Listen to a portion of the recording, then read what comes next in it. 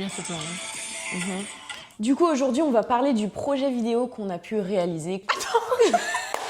T'as pas dit bonjour. T'as pas dit pas bonjour. Bien. Bonjour. Salut. Et on se retrouve entre Audrey finalement pour pouvoir parler du projet qu'on a co-réalisé, coproduit, tout ce que tu veux. On a sorti officiellement le projet le 20 juin 2025.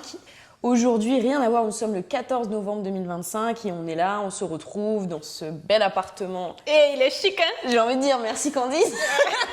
Va-t-elle voir la vidéo? T'aurais dû dire ça à nous. Dans notre appartement à Paris Centre. Du coup, je sais pas si je l'avais précisé dans le vlog précédent, mais je m'appelle Audrey. On me surnomme également Assa. Et je suis aujourd'hui avec une autre Audrey. Audrey au carré. Audrey. La douce Audrey. Ah, ok, d'accord. Je ne sais pas qu'est-ce que ça veut dire. Du coup, Audrey, if you want to say something. Alors, moi, c'est Audrey. On me surnomme aussi Moassa. C'est mon nom de famille. Voilà, j'ai 26 ans et je suis danseuse professionnelle, tout comme ma chère et tendre Assa. Et je suis guyanaise aussi. Ah, très important, mais nous reviendrons sur nos origines tout au long de cette interview. Exactement. Asseyez-vous, ça va être long. J'ai pris des notes des questions qui nous ont été posées sur Instagram. D'ailleurs, merci à toutes les personnes qui ont pu poser des questions. Je vous mettrai nos petits arrobas Instagram pour que vous puissiez suivre un petit peu nos actualités et pour justement intégrer un peu plus la communauté. J'ai trié notre conversation en 3 grands axes. Donc, avant le tournage, pendant le tournage et après le tournage. Donc le but, c'est qu'on retrace vraiment tout ce qui s'est passé tout le long du projet, avec nos regards d'aujourd'hui, mais aussi nos regards qu'on avait à l'instant T, et puis qu'on puisse compléter avec les petites questions qui nous ont été posées. Ok. La première question que j'ai reçue, c'est comment est apparue l'idée de ce projet. Donc je trouve que ça introduit bien la première partie du avant le tournage. De base, c'était ça un coup de tête. En fait, on était en répétition, enfin on était en training. Tu m'as fait écouter de musique, tu m'as dit ah Mago, viens, je te fais écouter de musique et tout. Et moi, je me suis dit, j'étais en train de répéter pour un autre truc. Je t'ai dit, mais vas-y, fais-moi écouter. Du coup, j'ai écouté la musique, je t'ai dit, mais non, bless pas et tout. Franchement, c'était lourd. Et je sais pas si ce jour-là, on avait prévu de faire du heels ou si on avait nos heels dans notre sac, mais on s'est dit, let's go, viens, on fait un truc en heels. Exactement. Il y a quelqu'un qui m'a posé la question, pourquoi avoir choisi le heels? Et en fait, c'est venu tout naturellement parce que il se fait qu'on avait nos heels dans nos sacs. Nos heels, les talons, pour les non bilingues. C'est pas ça. En fait, la vibes nous inspirait. En heels. Ouais, voilà, exactement. Et pourtant, c'est contradictoire parce que du coup, quand on entend ce genre de musique-là, tu te dis pas du tout. Exactement. Donc, comment il est né le projet? Du coup, voilà, c'est ce qu'on a fait. On s'est dit, pourquoi pas training et tout. On a fait une choré et tout. Mais une choré très rapide, hein. C'est sur le refrain. Ah oui, rapide, hein. Je pense que c'était quoi, 20 secondes de choré? Ouais, et on s'est même pas cassé tant la tête que ça. D'habitude, on se casse beaucoup la tête pour faire des chorés. Grave. Et en fait, il y a eu un engouement autour de ça déjà entre nous toutes seules. Parce que Audrey m'a regardée et elle m'a dit « Mais Mago, faut qu'on fasse un projet vidéo sur ça !»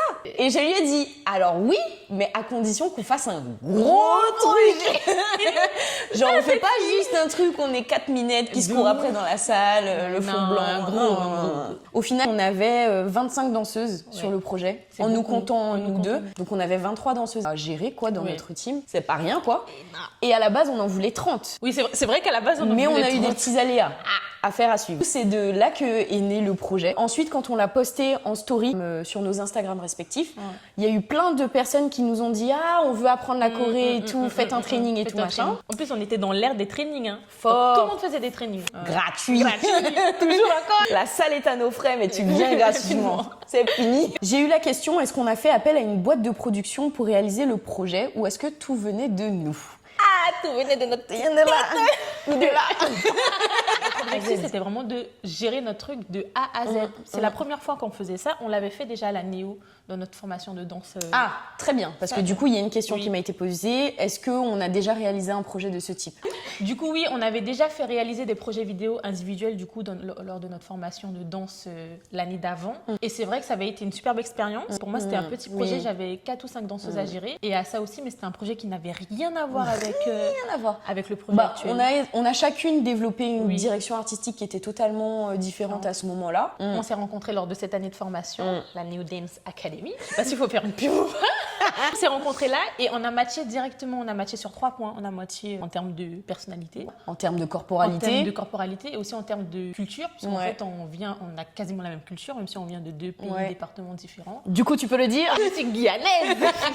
Et du coup, je suis guadeloupéenne. Et en fait, ces profils se font rares. Surtout en France. En fait, on a fait une année où on était tout le temps en train de danser H24 tous les jours, du lundi au vendredi. Lundi au lundi aussi. Du lundi au lundi. Puis on avait l'habitude de travailler ensemble. Dès qu'il fallait faire des binômes, on était en binôme. Dès qu'il fallait faire des groupes, ou même par rapport au projet vidéo. Mais en fait, s'il fallait avoir l'avis de l'une ou de l'autre, en fait, on se consultait, ce qui fait que le projet, en fait, c'était naturel. On avait toujours l'appui de l'autre lorsqu'on faisait des choses, quoi. Donc, c'est carré. Mais la question, c'était, est-ce qu'on a géré, est-ce qu'on a pris une boîte de production? Ah oui, voilà. Waouh, on s'est perdu. Asseyez-vous. Mais du coup, pour répondre à la question de est-ce qu'on a fait appel à une boîte de prod? Non.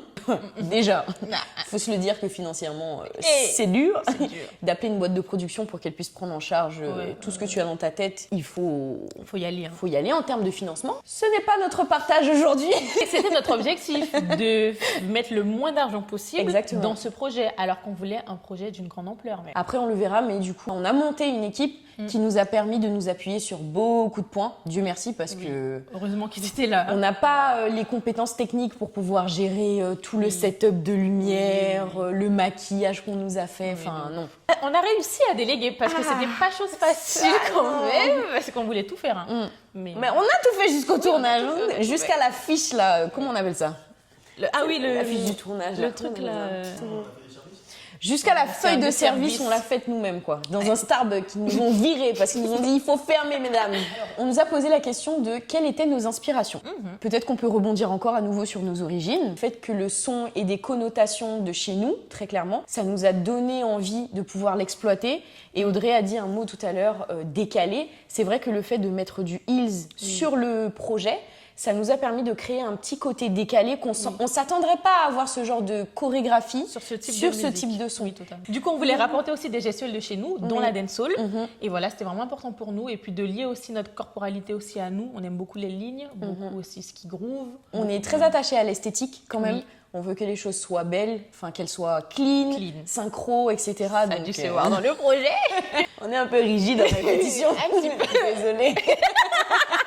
Et c'est de là où on a voulu créer une ambiance un peu soirée dans le projet et un peu soirée caribéenne finalement.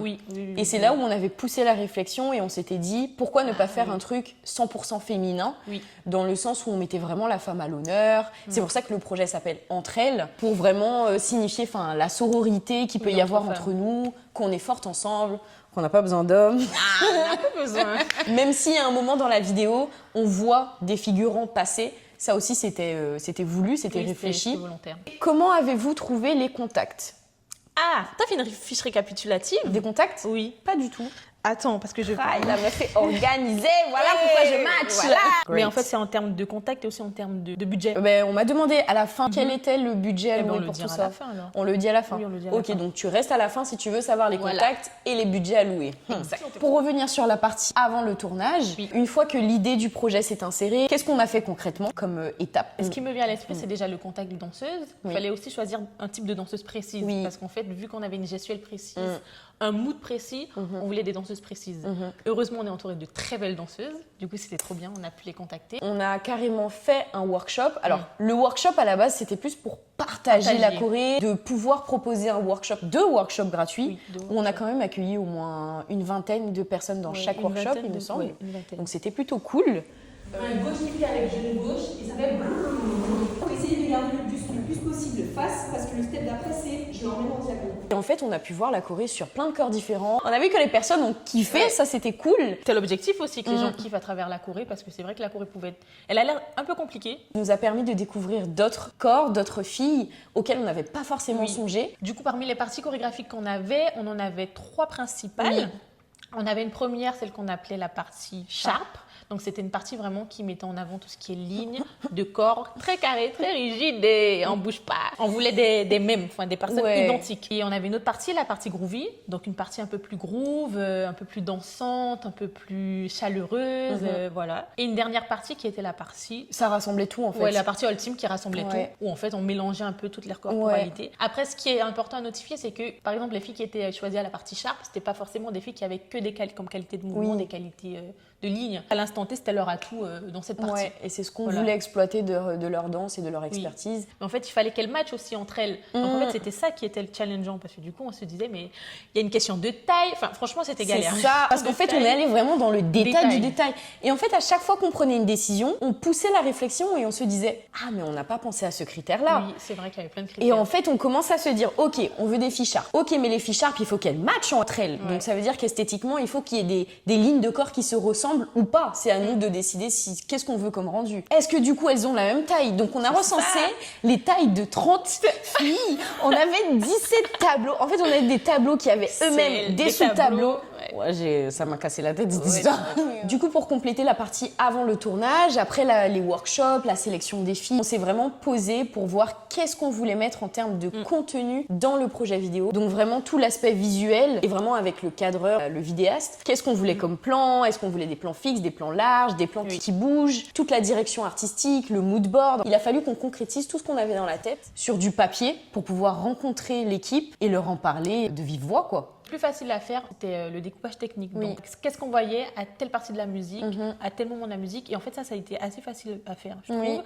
Sauf quelques parties qui étaient un peu plus galères. Je trouve qu'on a procédé de deux manières qui se complétaient. Il y avait des parties où on avait déjà notre création chorégraphique. Et de là, on imaginait les mouvements de caméra qui pouvaient bien matcher et mettre en valeur la choré. Et il y a d'autres parties où on n'avait aucune choré et on voulait d'abord créer le mouvement de caméra et ensuite proposer une création chorégraphique. C'est vrai, et du coup, en fait, il y a eu deux méthodes qui sont complètement contraires, qui se sont assimilées, alimentées et qui ont bien matché, je trouve. Ce qui fonctionnait le plus, c'est que lorsqu'on n'avait pas d'idée chorégraphique, mais qu'on savait exactement ce qu'on voulait faire.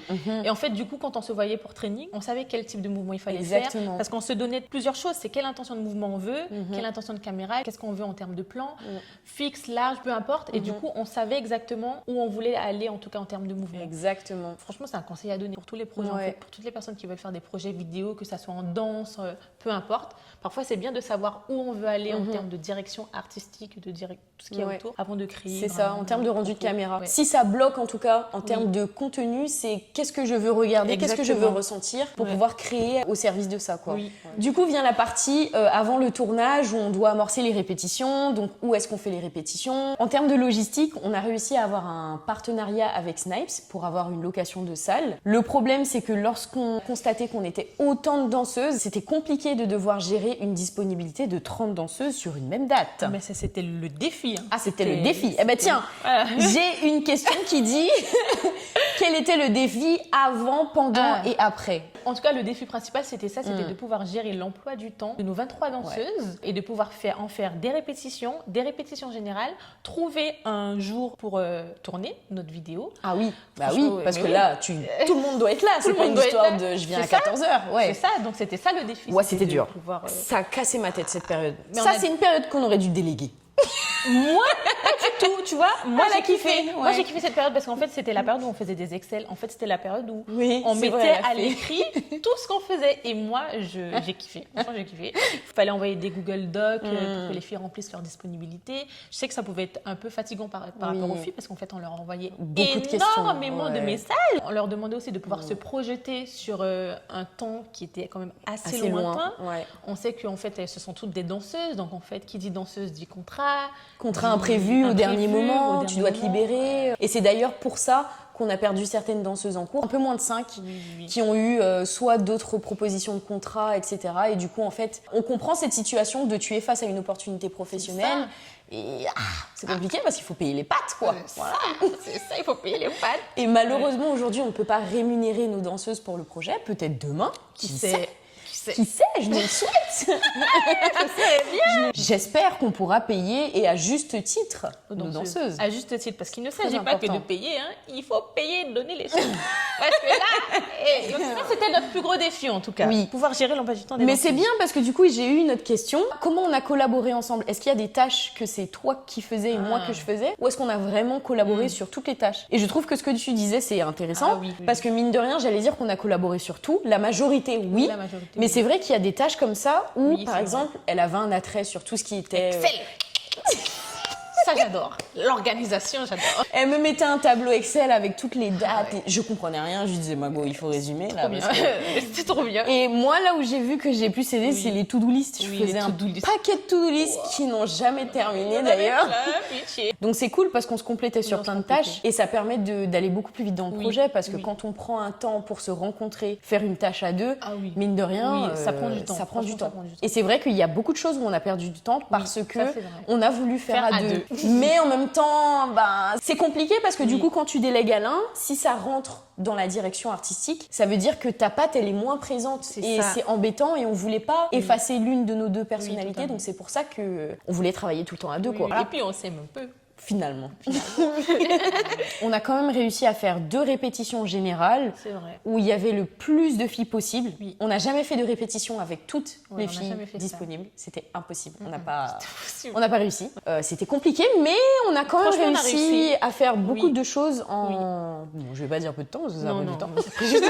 On a eu 2 répétitions générales et 3-4 répètes seulement. Oui, on n'a pas eu beaucoup de répétitions. Les filles n'ont pas eu beaucoup de répétitions et franchement... Et on a essayé de tout condenser. À chaque fois qu'il y avait une fille qui était disponible, on s'est dit, OK, elle, il faut qu'on lui optimise son temps à 100%. Oui, surtout de l'optimisation. Ouais. Du coup, il nous fallait un studio assez grand qui puisse accueillir une trentaine. 25. Ah ouais, mais même plus. Oui. Il fallait accueillir plein de personnes en fait qui y avait autour. On avait trouvé un premier studio finalement. Bon, ça n'a pas pu se faire. Malheureusement. Et on en a trouvé un deuxième, le studio rectangle. Voilà, donc c'est un studio qui est super méga grand et du coup qui accueille énormément de personnes. Et du coup, ce qui est bien, c'est que, étant donné que sur un point financier, on cherchait quand même quelque chose de pas très cher, on a essayé de faire quand même une demande de partenariat, de collaboration avec le studio. On a eu quand même de la chance parce qu'ils ont réussi à nous faire un petit prix, donc ça c'était intéressant. Et du coup, on s'est rendu compte en visitant le studio qu'il nous fallait d'autres personnes pour nous aider en termes de lumière. Dans ce studio, c'était un grill pour les connaisseurs. Et en fait, il faut vraiment des techniciens pour pouvoir vraiment installer les lumières sur le grill. On cherchait des techniciens, des électriciens. Des chefs. On a trouvé une chef opératrice qui a pu vraiment leader une équipe de 3 personnes sur le tournage. On a dû faire appel, on a fait une petite story gentiment sur Instagram. L'important, c'est là de nous suivre, les amis, parce qu'on a besoin de tout métier, toute qualification pour réaliser nos projets. Non, mais c'est sérieux. Parce qu'on a balancé les stories. Tu sais, c'est quand tu mets une story et qu'un tel connaît un tel, qu'un tel connaît un tel, tu te retrouves avec la cousine du cousin du frère de Jérôme qui finalement a ramené Tiffaine, chef opératrice. Incroyable, les connexions qu'on fait. Et puis même en termes de jargon, tu apprends plein de choses sur le métier. Totalement. Je trouve que même toi qui te mets en position de leader sur un projet, c'est important d'aller voir qu'est-ce que les autres font, de quoi ils ont besoin pour travailler, etc. C'est super enrichissant comme projet, je trouve. Formateur. C'est vraiment formateur. C'est le mot. You got this. Yeah. Et ensuite, quels sont finalement nos contacts? Donc tu as dit le studio rectangle pour le studio. Pour nos répétitions de danse, c'était la salle Snipes. Notre cadreur coloriste, donc c'est Kevin. Je vous mettrai sa page Instagram pour tous les projets que vous voulez faire en Guadeloupe actuellement. Le montage, on a collaboré avec Kevin. On s'est vraiment... Ça aussi, on voulait tout faire, évidemment. C'est comme JER dans la nouvelle école. Ouais, c'est nous. Je sais pas si vous avez la ref, mais c'est nous. On voulait tout faire. Donc, jusqu'au montage, on est allé chez lui. On a fait le montage à ses côtés. Donc, chef électricienne, on avait Tiffaine, on avait Pierre, on avait Diana, on avait Slava, qui sont du coup dans l'équipe technique que Tiffaine a pu leader. En maquilleuse, waouh! Je vais vous annoncer un deuxième défi. Oui, ça c'était notre deuxième défi. C'est vrai que c'était notre deuxième défi. Le maquillage. Parce que du coup, dans la direction artistique, en fait, on voulait représenter d'où on venait. C'était un casse-tête. C'était un casse-tête. Parce qu'en fait, on hésitait à mettre du madras. C'est un tissu originaire de chez nous. Ou de la broderie anglaise. Sauf qu'on voulait pas que ça fasse trop cheap. On voulait un truc qui était quand même très travaillé. Comment on va rentrer l'univers qu'on imagine de chez nous, etc.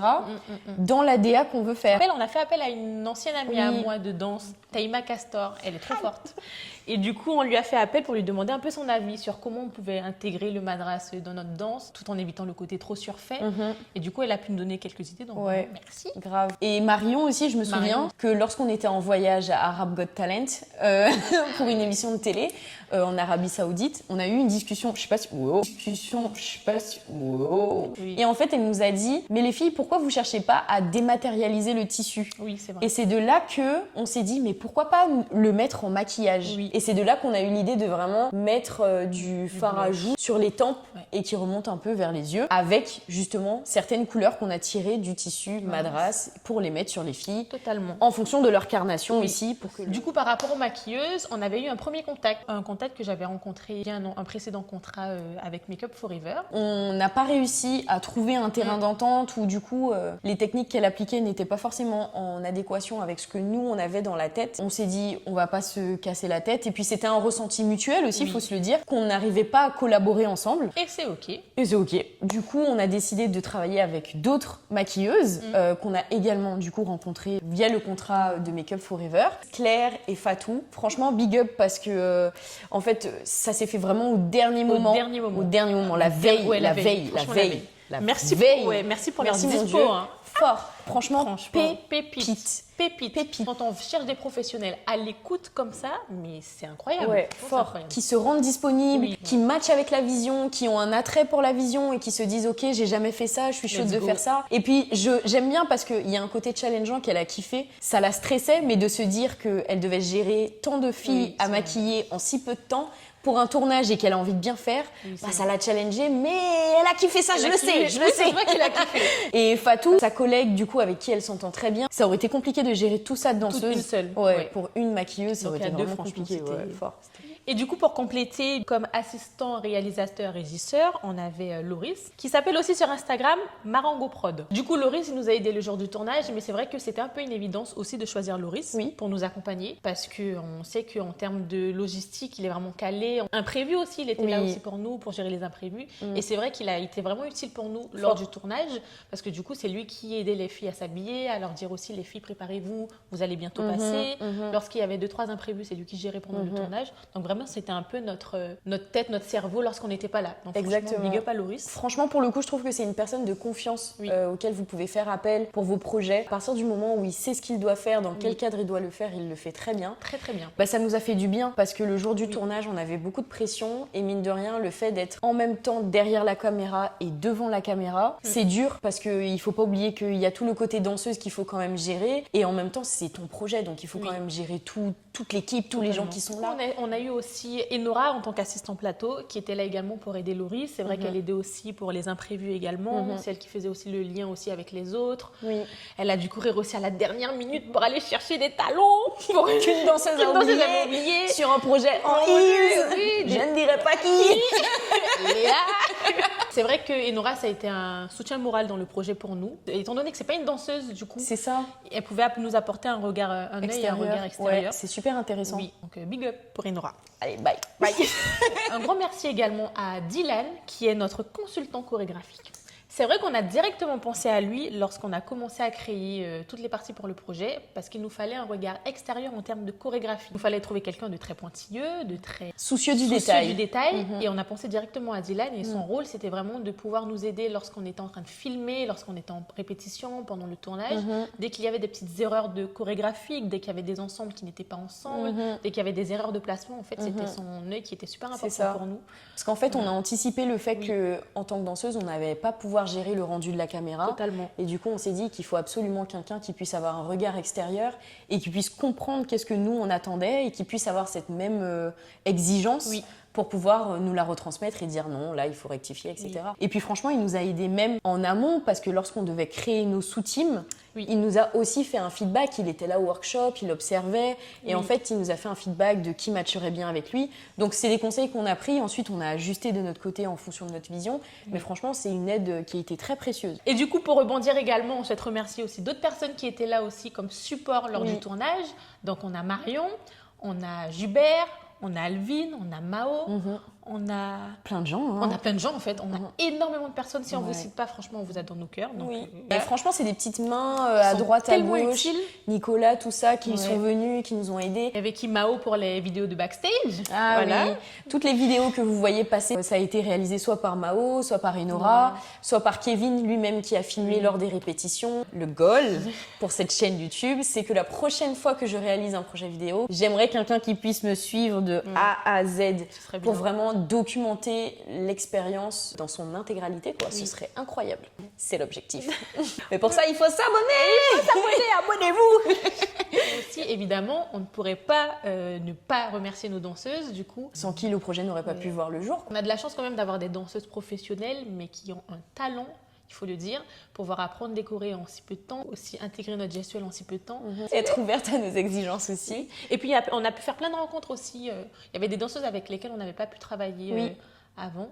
Et du coup, le fait d'avoir fait ce projet-là... Totalement. Ou des danseuses que tu as apportées que je ne connaissais pas, ou des danseuses que j'ai pu convier que tu ne connaissais pas. Oui. Donc c'est cool parce que ça fait connaître du monde. Les danseuses entre elles-mêmes, ça leur fait accroître leur réseau. En fait, c'est un projet qui peut rendre service à tout le monde dès lors que tu exploites bien les rencontres que tu fais, quoi, finalement. C'est vraiment un projet de partage. Ouais, exactement, je suis d'accord avec cette vision.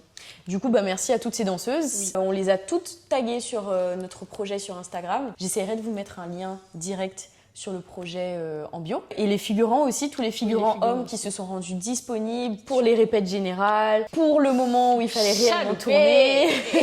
Merci vraiment à eux, merci big up. Du coup vient le jour du tournage. Il faut savoir qu'on a taffé sur une feuille de service 2.0 qui fait mal au crâne. Très détaillée. Il y en avait une spéciale facile et une spéciale torture-toi l'esprit. Du coup on a réservé le studio pour une durée de 4 heures. Alors du coup j'ai des questions par rapport au tournage. Alors est-ce que vous étiez stressée à l'idée de devoir gérer autant de danseuses ? Moi, je pense que j'étais stressée durant toute la préparation avant le tournage. Donc voilà, c'est ce qui me stressait le plus par rapport au fait de pouvoir gérer les emplois du temps, les danseuses, etc., etc.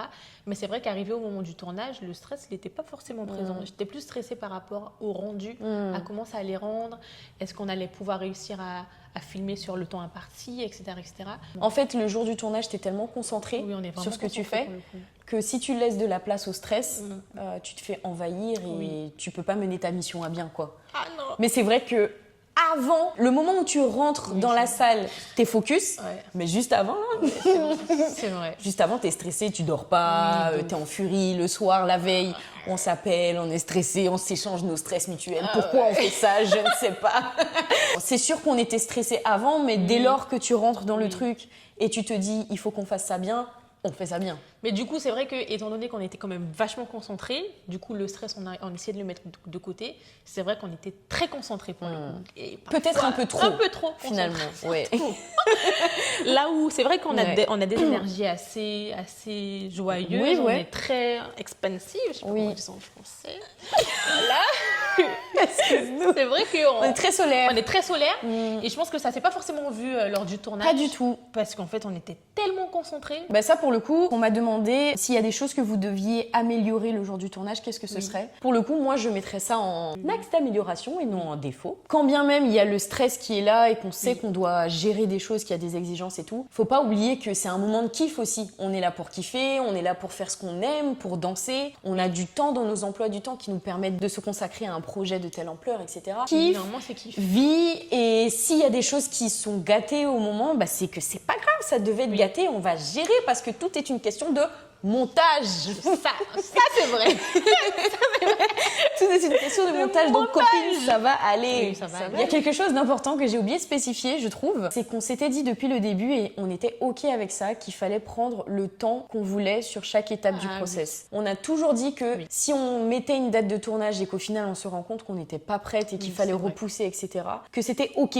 Que s'il y avait un contrat professionnel qui arrivait avant et qui nous empêchait de mener à bien le truc dans les deadlines qui étaient imposés, c'était OK. Et ça, c'est cool parce que du coup, on n'avait pas cette pression de se dire la date arrive, il faut que machin. Et je pense que moi, ça m'a fait du bien dans ma tête. C'est vrai que ça fait du bien parce que du coup, on est aussi dans un monde où on court tout le temps. Paris. C'est Paris, déjà le lieu, et puis notre métier aussi, on court tout le temps. Qui aura le premier contrat, qui sera la meilleure, etc. etc.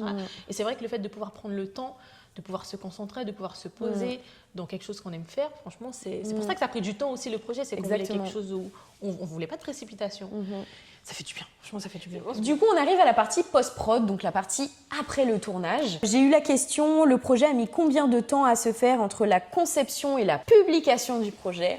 Waouh! J'ai noté quelques dates. La première partie chorégraphique qu'on a créée, c'était le 22 octobre 2024. Et ça remonte.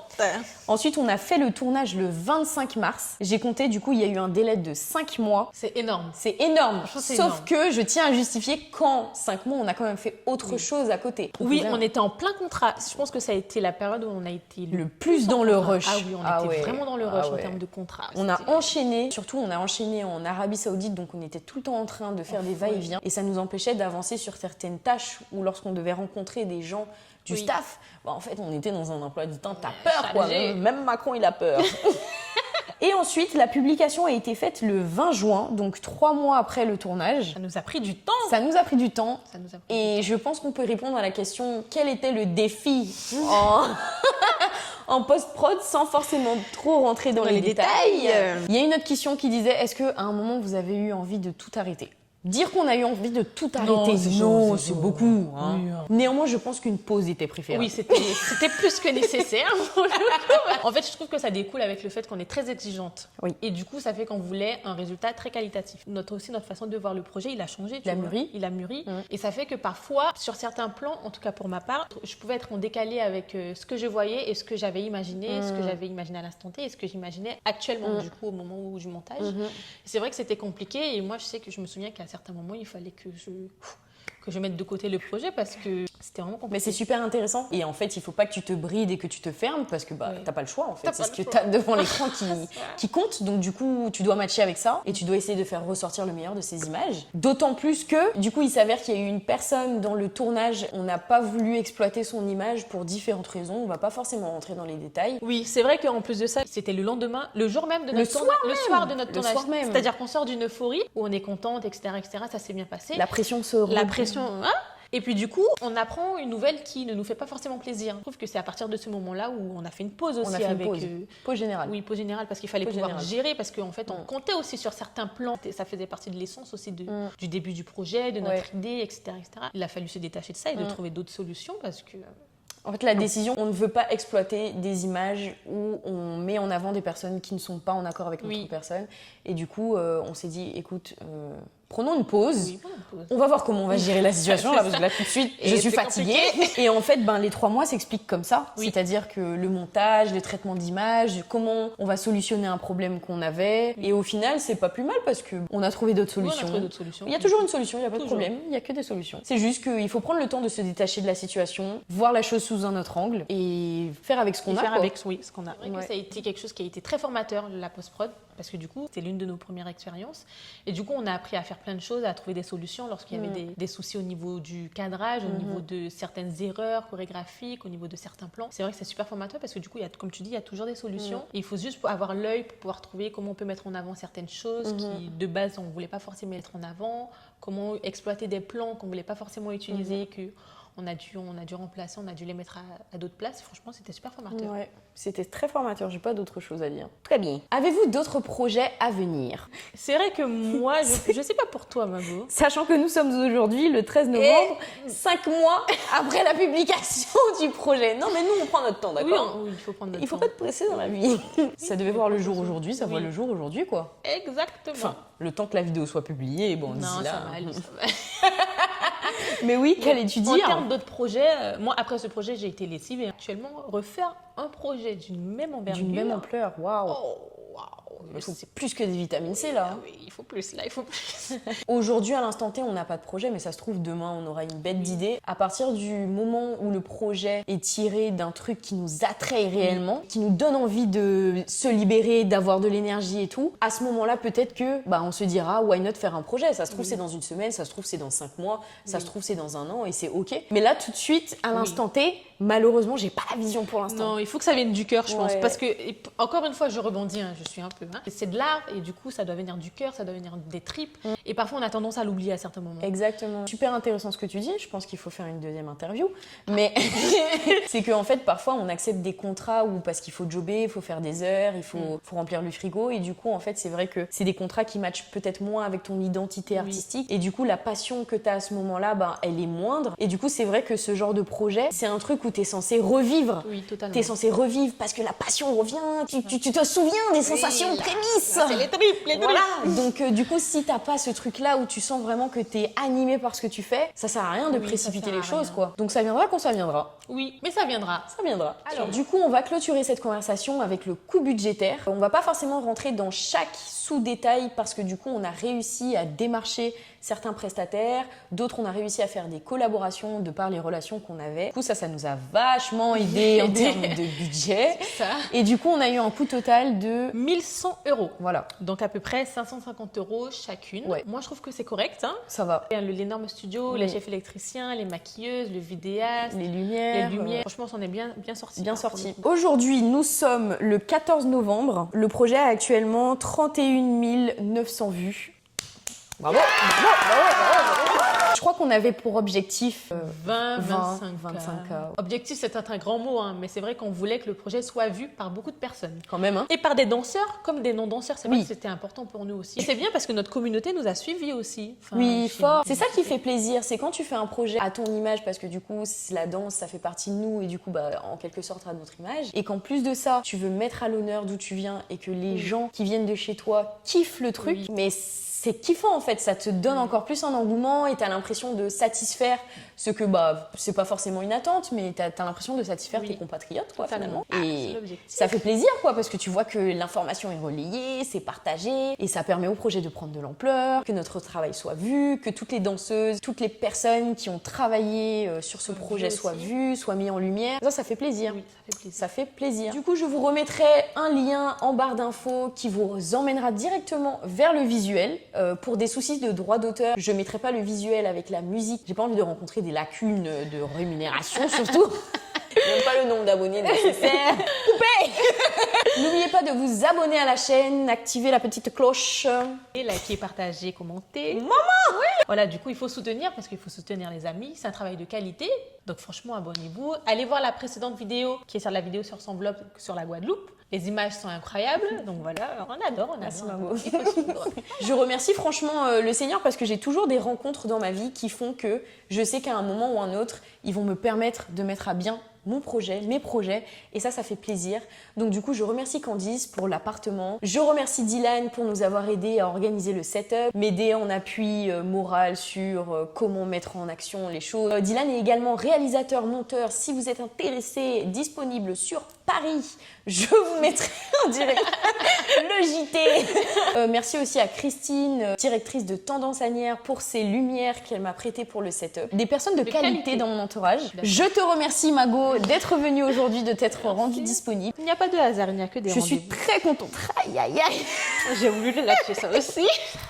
Je tiens aussi à remercier les personnes qui m'ont pas directement dirigée pour cette vidéo, mais Kevin et Anaël par exemple, Stélie, des amis proches à moi, Mao, qui m'aident, qui sont un soutien moral aujourd'hui dans ma vie de tous les jours, qui me soutiennent dans tous mes projets, et ça franchement, ça fait plaisir. Toi aussi Mago, wesh. Mais je me suis comptée déjà longtemps, même si le nom n'a pas été dit. Ça fait plaisir d'avoir des personnes qui te soutiennent et franchement, cœur sur vous, voilà. Oui. Il est temps de couper parce que c'est long. Et c'est Coupé. Allez, tournage.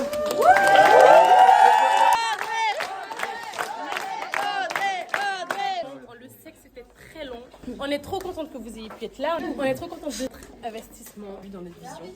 Oh, et c'est fini, oh. Merci beaucoup. Merci.